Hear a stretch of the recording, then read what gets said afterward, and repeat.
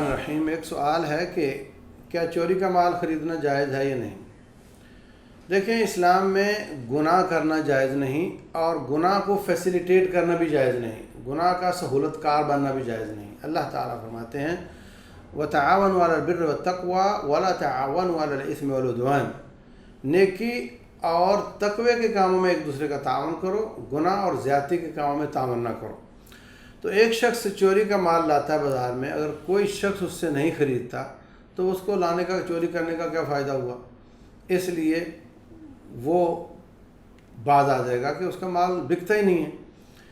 अगर ख़रीदेंगे लोग धड़ाधड़ तो उसको चोरी पर मज़ीद वो एनकरेज होगा, उसको दादरसी होगी और वो ये काम ज़्यादा करेगा। इसलिए कोई भी काम हो, बेशुमार सवालों का एक ही जवाब है कि ना गुनाह करना जायज़ है और ना गुनाह का फैसिलिटेट करने वाला या सहूलतकार बनना जायज़ है।